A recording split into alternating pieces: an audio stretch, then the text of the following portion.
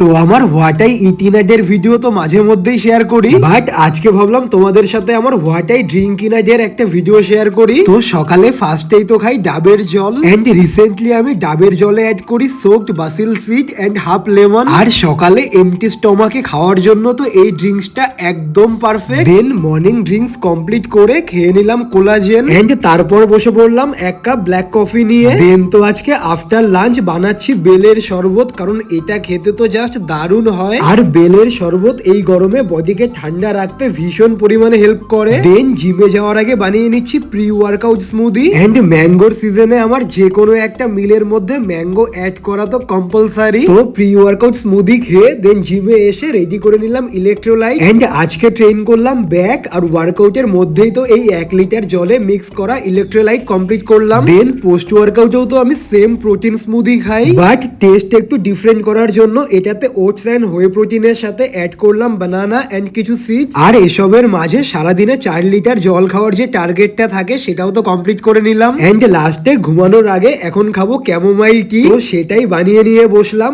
So that's it.